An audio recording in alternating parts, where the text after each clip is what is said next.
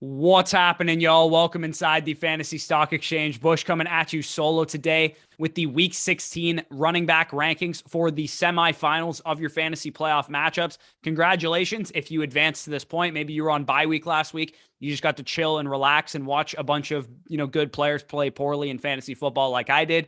But we are back. Week 16 fantasy football, the fantasy semifinals. This is a big week. The rankings are free in the description. If you guys want my quarterback, running back, wide receiver, tight end rankings, they are free in the description. They will be free for the rest of the fantasy playoffs as well. So if you just want to see, which player would I start over that player, you can go just check out the rankings. But I encourage you to stick around to the end of this video because you will get some valuable information on usage and trends and things of that nature on who to start and who to sit. So without further ado, guys, if you do enjoy this video, hit the like button, comment any of your thoughts down below, and subscribe to the channel if you are new. We're going to hit the intro, and then we're going to get right into this.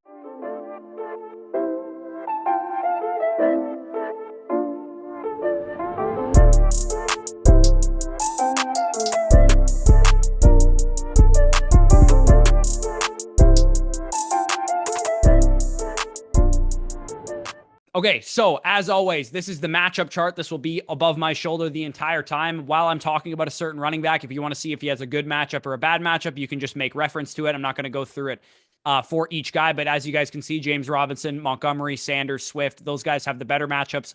Myles Gaskin, Joe Mixon, Leonard Fournette, which, be Ronald Jones, Antonio Gibson, and, Damian Harris and Ramondre Stevenson have the tougher matchups. So let's start with running backs 1 to 6. I go through my top 6 running backs and then, so on and so forth. So we're starting with running back 1, Jonathan Taylor. JT again proved why he is JT. The Cardinals are a slightly better matchup than what he played last week, but if New England couldn't stop him, Jonathan Taylor isn't going to be stopped. So unfortunately, I have to play against Jonathan Taylor in 2 of the 3 semifinals that I am in this week. So wish your boy some luck because I have a feeling he's going to go hog wild in this game. Number 2 is Dalvin Cook. We don't know if Dalvin Cook is going to have Alexander Mattison back because he was out with COVID last week. But if he doesn't come back, Dalvin Cook handled basically a Najee Harris-like workload. He was on the field for all but 7 snaps, all but 8 routes, and 3 of the 31 running back opportunities were to Nwangu or whatever his name is. So everything was Dalvin Cook's in this backfield if Alexander Mattison is out again. Now, he's probably going to be back, so we know Dalvin Cook's role when Alexander Mattison is on the field, but nonetheless, he is an awesome start this week. Number 3, Alvin Kamara. Alvin Kamara had a rough performance in week 15, but I'm still confident in starting him for a couple of reasons. Number 1, he was playing Tampa Bay. Tampa Bay is very difficult to produce against for the fantasy running back position. Number 2, it was a weird game in general. If anybody watched the game, you kind of know what I'm talking about. It is a real concern how much Taysom Hill is running the ball. It is going to take away from Alvin Kamara and Mark Ingram. And Alvin Kamara also hasn't had like elite target totals since Taysom Hill has taken over the starting job, but he is still involved in the passing game. He's still a big play threat. He's still going to be very efficient because he's Alvin Kamara, despite Taysom Hill running the ball 11 times in each of the last 3 games that he's played as a starter. As you guys can see on the screen, he did take a bit of a dip in his production, but again, that was kind of due to game script. They were winning most of that game. Mark Ingram got a little bit more run on the ground because they were winning. That's typically how we've seen the Saints backfield go throughout the duration of Alvin Kamara's entire career. Number 4 is Austin Eckler. Now, this has all sorts of questions surrounding it because from Austin Eckler's injury, he had an ankle injury that he was limited with on Thursday Night Football to him being placed now on the COVID list. We don't actually know if this guy's going to play. So if he plays, he's the running back 4 for me on the week. Might even end up being a little bit higher than that against the Houston Texans. This is a phenomenal matchup for him. But when he was limited, Justin Jackson played a big role on Thursday Night Football. So if you guys have Austin Eckler, or even if you don't, I would advise going to pick up Justin Jackson because this is a great matchup. We've seen, backup running backs like Rashad Penny in recent weeks perform against this Houston Texans run defense. And when Austin Eckler was limited on Thursday Night Football, you guys can see Justin Jackson played 53% of the snaps, he actually out-carried Austin Eckler on the ground, and he ran more routes than him as well. And he also took over the 2-minute drill and long down and distance work. So if Austin Eckler's on the field, none of this matters because he was limited in that game. But if he's off the field, Justin Jackson is the guy that I expect to take over the Austin Eckler role, quote unquote. I'm sure they're going to mix in, Roundtree or Josh Kelly or whoever into like a bit of an early down banger role. But Justin Jackson is the guy that I would like to have if Austin Eckler is out for this game. So number 5 is David Montgomery. He had another 18 carries and 6 targets for David Montgomery. So that will do just fine. He's now been a 70+% snap share running back in every game since he's returned from his injury. He's consistently been on the field running routes and commanding targets as well. He has a stupid good matchup this week. Seattle has allowed 26.4 carries per game to the running back position, and a whopping 8.36 targets per game to the running back position over the course of the season so far, both top 2 in the NFL. So this is a very, very good running back matchup. Teams run the ball a lot against Seattle. They do so with success, and they also target their running backs against the Seattle Seahawks as well. So David Montgomery, a guy that I'm starting with confidence. The final guy of my top 6 running backs is James Robinson. James Robinson obviously saw a huge upgrade this week, right? With no Urban Meyer in the coaching staff and in the fold in Jacksonville anymore. Not only does he have the easiest run defense in the entire league this week against the New York Jets, but Darrell Bevell wasn't fucking around. Darrell Bevell said he's our starting running back and we're going to treat him as such. Well, they treated him as such. As you guys can see on the screen, 84% of the snaps, 72% of the carries, 67% of the rush attempts, all the inside the 5 work, most of the long down and distance and 2-minute drill snaps. This is just in time for me to face James Robinson, of course. The team that has Jonathan Taylor also has James Robinson. So 2 of the top 6 running backs for me on the week I got to play. And he also has Cooper Kupp too. So wish your boy luck. This is going to be a tough title defense for me. And one of those guys that's going to need to come in clutch for me is Javonte Williams, who's on my team. And this is it. This is why we all wanted Javonte Williams. This is the time of the year that we were investing in Javonte Williams for, right? Because we knew he had a great playoff schedule. The Raiders are allowing the 3rd most adjusted fantasy points to the running back position, over 100 yards per game and nearly 8 targets per game to the position. So I need you this week, Javonte. You guys heard what I'm going up against.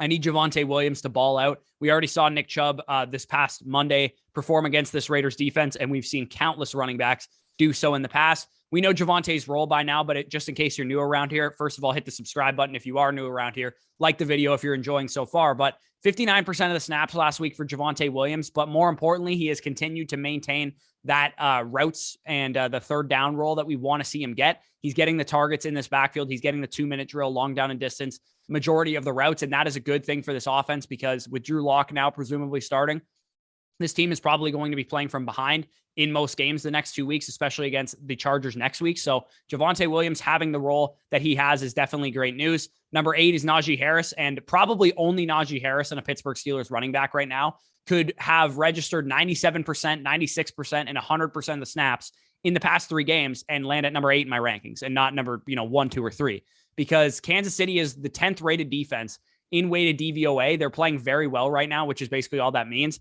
I don't trust Big Ben in the Pittsburgh Steelers offense to put up points in a game against a good pass rush, a good defense, and more importantly, a game that they're probably going to be playing from behind from. And that is, all bad news for Najee Harris. Yes, he gets everything in his backfield, but his backfield isn't very valuable right now because the offensive line stinks, the quarterback stinks, and the offense in general stinks. So RB8 is where I have Najee Harris. He's obviously in your starting lineup due to his workload, but that's pretty much all he's got going for him, which is what a lot of people were concerned about coming into the year. Number 9, Antonio Gibson. He is such a weird case this week for a couple of reasons. Number 1, he plays the Cowboys, who've been very fierce against the run and just a good defense in general. And obviously we saw Antonio Gibson struggle against them 2 weeks ago, but JD McKissic was placed on IR on Monday. So he should basically have the entire backfield to himself. And that's exactly what happened last night. If you guys were watching the game, he promptly decided to put your boy in cardiac arrest, the toe injury. And Antonio Gibson, if you guys were following along in the offseason, he had a turf toe injury pretty much the entire length of the offseason, also kept him out last year. He returned to the game, though, which is very, very encouraging to see. And he still played 77% of the snaps and ran 70% of the routes, commanded 15 carries, 7 targets, despite missing 2 whole drives of the Washington football team's offense. And Jarrett Patterson, unfortunately, scored a touchdown while he was out. So assuming he's healthy and he's practicing and he's not limited in any way, he's out there for you. You're definitely putting him in your lineup despite the tough matchup against the Cowboys.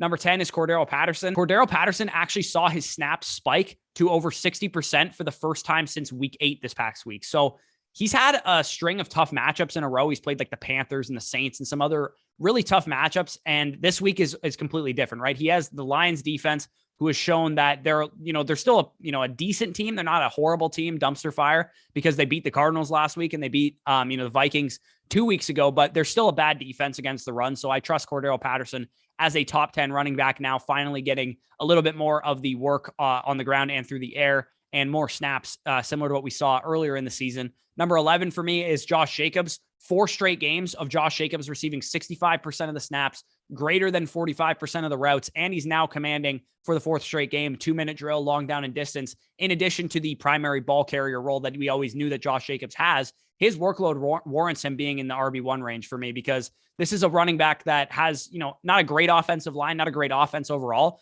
but they're kind of just a mediocre team, but he is getting an elite workload, which is definitely going to put him inside the top 12 running backs for me. So he is a guy that I'm definitely willing to start. And closing out my top 12 is Aaron Jones. He would find himself a lot higher, but he's been ceding work to A.J. Dillon on the goal line. And that's the biggest part of Aaron Jones's kind of fall from the top 5 running back range that we knew he was, in coming into the season and throughout the season. His target totals also haven't been great so far since returning from injury. I'm still trusting him this week in what projects to be a favorable game script against the Cleveland Browns, who I know may or may not have their quarterbacks back, where Green Bay should be leading the game for the most part. But Aaron Jones, he did return, in terms of a snap share, 63% of the snaps is about where we like Aaron Jones to be. But again, the routes, 49%. We'd like them to be a little bit more, 60, 70% of the routes. And the targets aren't quite there as of now. 2-minute drill, long down and distance, he still gets that. But like I said, seeding work to A.J. Dillon on the goal line is definitely not what you wanted to see at Aaron Jones, because he's not,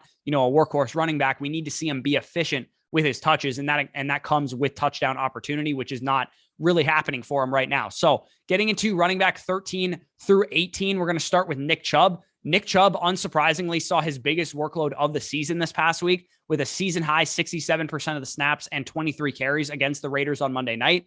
Green Bay's defense isn't the greatest against the run, but Chubb may have Kareem Hunt back. It also could be a trailing game script, so I can't really rank him any higher than RB13 where I currently have him right now. So this is kind of where I would start Nick Chubb. He's not a must-start by any means, but he is probably in your starting lineup if you do have him. Number 14 is Ezekiel Elliott. 6 straight games where Ezekiel Elliott has failed to crack 4 yards per carry, which is kind of funny, but Ezekiel Elliott has the framework to be able to be a good fantasy running back without being efficient in real life, because he's in a good enough offense that's going to move the ball, give him touchdown opportunities like we saw last week. He's going to catch some passes. He's actually had a pretty decent target share the past couple of weeks. So he's in my top 15. Hopefully this Cowboys offense can actually figure their shit out and move the ball and score points like they're supposed to do based on the talent that they actually have at their disposal, but they're not really doing that right now. Hopefully they can get back on track in this game. This is a tough matchup for Ezekiel Elliott. But it's not like we have expected him to be efficient anyway. So as long as he has a touchdown opportunity and the target share available to him, he's definitely going to be a top 15 running back for me this week. Number 15 is Ronald Jones. Now, this is the first kind of situation that's new going into week 16. He figures to be in for a big workload with no Fournette. Now, for the rest of the fantasy season, at least, Leonard Fournette was put on IR with a hamstring injury. Last season, Ronald Jones played 4 games with either Leonard Fournette limited or Leonard Fournette out for that game. And running back 14, running back 4, running back 4, and running back 14 again. So a nice like palindrome there in the games where Fournette was either limited or out for the game. Keyshawn Vaughn and Le'Veon Bell will take away some pass catching and, 2-minute drill, long down and distance work from Ronald Jones, because he's not a good pass catcher and he's not very good in pass protection either. But Jones is a lock for 15 plus carries in a top 5 scoring offense. He's going to get the goal line work, and he'll probably get a few targets, maybe some design screenplays or whatever. And we know he's capable of breaking off long runs as well, as we saw him last year against this very team, Carolina, break a 98-yard touchdown. So Ronald Jones is a guy that I'm willing to start over some, maybe presumed better options this week, because I trust the workload. I trust the offense. And while New Orleans might have Tom Brady's number, Carolina does not. Tom Brady has performed in both of the games against Carolina. Now, they're a better defense this year than they've been in years past, but I'm still trusting that Tom Brady and the Bucs offense is going to be able to move the ball. I don't trust Cam Newton on the other side of things to be able to move the ball very well. So I think that the time of possession will favor the Buccaneers pretty heavily in this game. Number 16 is James Conner. James Conner was obviously a victim of a negative game script, which is pretty wild considering they were playing the Lions last week, but it appears that Chase Edmonds' return spells the end for the workhorse role that we saw out of James Conner, that 3-down workload, running all the routes, getting all the carries, goal line work, etc., 2-minute drill, long down and distance. He's not getting everything anymore. Chase Edmonds definitely reclaimed the routes and the long down and distance type of work, but James Conner was the RB17 before Chase Edmonds got hurt, and he was the RB25 in points per game. So this is a guy that's still going to be very valuable, even if Chase Edmonds is back into the fold. And I think this game script probably a little bit better than what we saw in the Lions last week. It is a better team that they're playing against in Indianapolis, but I just don't expect the Cardinals to lay 2 straight eggs coming into this game. So before the Cardinals pulled their starters, James Conner was on pace for 51% of the snaps, 42% of the attempts, 39% route participation, 100% of the short down and distance snaps. But like I said, he was ceding long down and distance work to Chase Edmonds. Number 17, Saquon Barkley. The Giants are just a complete dumpster fire right now, and Saquon has actually seen his usage slide a little bit. But in a divisional game against the Eagles, they should stay competitive enough to keep Saquon relevant in this game. I'd love to rank him lower than this, but there's really not anybody that I feel definitively belongs ahead of him. Obviously, we're still waiting on some news on a couple guys like DeAndre Swift and Elijah Mitchell and a few other guys that would be ranked ahead of him if I knew they were playing. But for now, I'm going to have Saquon Barkley as my RB17. And like I said, his usage has taken a dip in recent weeks, playing 54% of the snaps 2 weeks ago, 59% of the snaps last week, still getting the targets and the routes, but I'd like to see him be on the field a little bit more than that. So Saquon Barkley, currently my RB17. You can start him, of course, but not a locked and loaded starter. If you picked up Ronald Jones on the waiver wire or whatever, I would start him ahead of Saquon Barkley.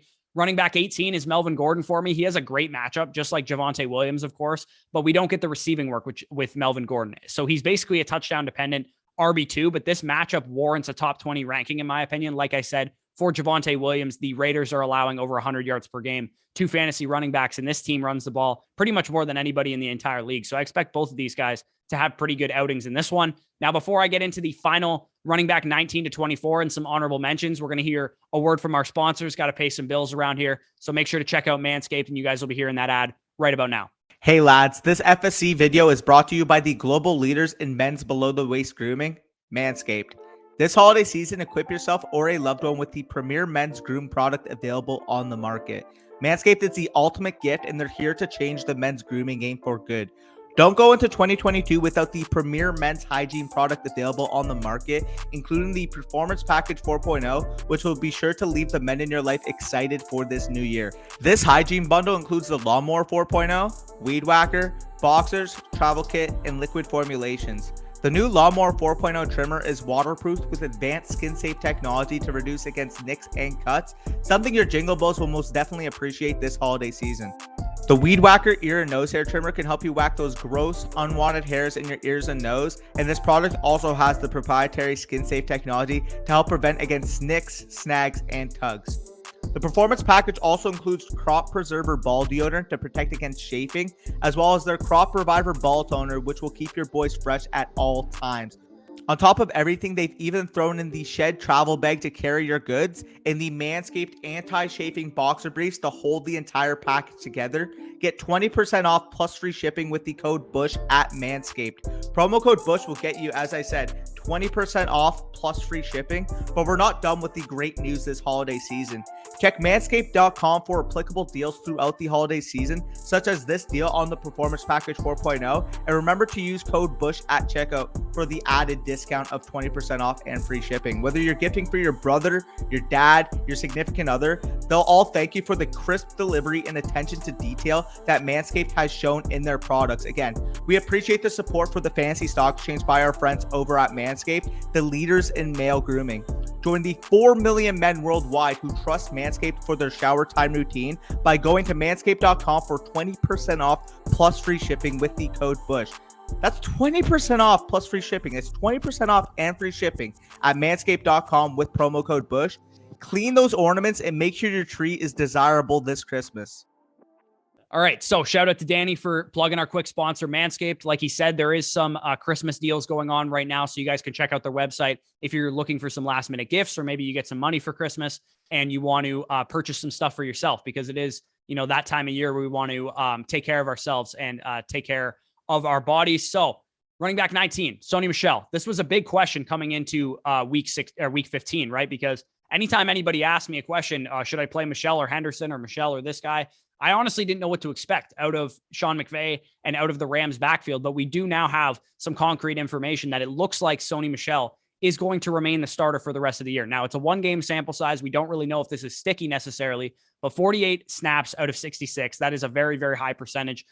21 of the 33 routes, 2 targets, 18 carries for Sony Michel on the ground, nearly eclipsed 100 rushing yards as well. I think you can trust this guy in the fantasy semifinals right now. I'm going to be trusting him presumably over a guy like Rashad Penny this week. So if you guys want some kind of validation, I'm probably going to play Sony Michel this week, assuming that he is still the starting running back of this team. Number 20 is Clyde Edwards-Helaire, and sneakily, Clyde Edwards-Helaire actually recorded a season high in usage on Thursday Night Football. I don't know why they waited till week 15 to do this, but they used him in a feature role, and that included 2-minute drill snaps for Clyde Edwards-Helaire and the primary route runner, as you guys can see on the screen. And this was literally his signature, skill set at LSU. So I'm kind of surprised that they're not using that. He wasn't being used to his full potential the whole time that he's been in Kansas City. I don't know if he turned a corner as a pass protector or something, but something to monitor coming into, the rest of the season, and also monitor it throughout the playoffs, because coming into next year, this could be a talking point for Clyde Edwards-Helaire, that maybe he finally regains this 3-down workload that we were all looking for him to get from the very beginning in Kansas City. Solid start this week against the brutal Steelers defense, though. He is a guy that I'm definitely willing to start as a top 20 running back, and I don't actually think it's crazy to start him over a guy like Saquon Barkley, who I have at running back 17. Number 21, I have as Samaje Perine right now. As of right now, I'm going to assume that Mixon will be out this week with an ankle injury that he suffered against the Broncos last week. We don't actually have 100% confirmation on this until we see how Mixon practices. And, if he's logging a limited practice today on Wednesday as I'm recording this, then maybe I'll change my tune a little bit. But if he is out, I expect Samaje Perine to take over his role, and I expect Chris Evans to take over Samaje Perine's role. So with Samaje Perine, he's probably going to get 15 to 20 carries, a couple targets here and there, and 60, 70% of the overall snaps if Joe Mixon is out. So he is a guy that I think you can start as an RB2 this week if we don't have Joe Mixon. Number 22, Miles Sanders. He definitely looked good out there last night, and he has a great matchup this week. So I'm absolutely willing to start him as a back-end RB2. The only thing you got to worry about, as you guys can see on the screen, is that this is still kind of a committee approach. They use Jordan Howard pretty much an equal amount of snaps as Miles Sanders, but Miles Sanders did out-touch him. Although Jordan Howard, for some reason, ran more routes than Miles Sanders, even though nobody in their right mind should be giving Jordan Howard any kind of, pass catching work whatsoever. But Miles Sanders, a guy that, 15 to 20 touches is probably what you're expecting. Not expecting a feature back or a huge workhorse or anything like that, but a guy that I think you can trust a little bit in this Giants matchup. Could be a positive game script for the Philadelphia Eagles. Number 23, D'Onta Foreman, who is going to get carries as we saw last week. It looks like A.J. Brown is potentially trending towards playing on Thursday, and that is a monster boost to the Titans passing game and to the Titans scoring output and scoring potential in general. Tough matchup on the ground for D'Onta Foreman, but 15 plus carries and a few screen passes and, some pass catching work here and there is enough for me to play him as a low-end RB2. I know he's not going to probably be the most efficient in the world against the San Francisco 49ers defense, but he's getting a big enough workload that I think you can trust him as a back-end RB2. Now, finally, closing out the top 24, Rashad Penny. Usage is very tough to analyze, of course, because he did leave for a few drives, went back to the locker room on Tuesday night with an injury, and I'm not really shocked by that because it's Rashad Penny. This tends to happen to him all the time. This will skew some of his usage, as you guys can see on the screen, but I think he is still the primary back for this team and has a bit better of a matchup this week than he had last week against the Rams. So that is the top 24 running backs. Again, if you guys want all of my running back rankings, they are available for free in the description below. Guys that just missed the cut or guys that were kind of waiting on some news for is Devin Singletary. He actually is my running back 25, so he's just inside this range. We saw him get 81% and 93% of the snaps in back-to-back weeks. So pending Zach Moss's status, if he's going to be active, if he's going to be out again, he could be a good option against New England. If Zach Moss is out again, I think Devin Singletary kind of vaults himself up into that Samaje Perine, Clyde Edwards-Helaire range, because I think he is actually has that, good of a role in his offense. And then Jeff Wilson and Elijah Mitchell. Again, we don't really know who's going to be ready yet. If Elijah Mitchell plays, he's inside my top 12 running backs. If he's out, then Jeff Wilson is a high-end RB3 just outside my top 24. Michael Carter just got hit with COVID, as did majority of the friggin' Jets team. So he is a high-end RB3 if he plays. But again, stay tuned for more news on him. The Patriots backfield sounds like Damian Harris could be back this week. Sounds like he was actually close to playing last week. But I'm not really excited about starting either guy against the Buffalo Bills. Last time around, they did have a great performance, especially Damian Harris with a long touchdown, but not guys that I think are must starts, with Damian Harris coming off of a hamstring injury and then Ramondre Stevenson probably being limited in his workload with Damian Harris back on the field. The Detroit backfield, no idea yet. Really, I have no idea what the situation is going to be. If DeAndre Swift plays, he's going to be a top 10 running back for me against the Atlanta Falcons because, why wouldn't he be? But if DeAndre Swift is out, and that's all going to depend on if he practices, if he's limited, full practice, whatever the case is, I think he has a chance to play this week. I think this was the first real chance of him playing and coming back on the field. So hopefully for my sake, because I need him to play as well if I want to win this matchup, DeAndre Swift, if he plays, is going to be in my top 10 running backs. If he's out, Jamal Williams probably figures his way into that high-end RB3 range. But Craig Reynolds could be a thing if both of them are out. But I have to imagine, even if DeAndre Swift is out, Jamal Williams is probably back. So if you guys did enjoy that, like I said, please check out our sponsors, Manscaped, who you guys heard about during the video. Check out their site right now. They have a bunch of Christmas deals going. If you enjoyed this video, like the video, comment any of your thoughts down below, and subscribe to the channel if you are new. Make sure to check out the join, members area, join the Fantasy Stock Exchange YouTube channel by going to our YouTube channel, hitting that join button. You'll get, priority response to comments during live streams and on videos. You also get custom emojis, badges, members only polls, live streams coming very soon as well. So peace out, guys. I'll talk to you soon.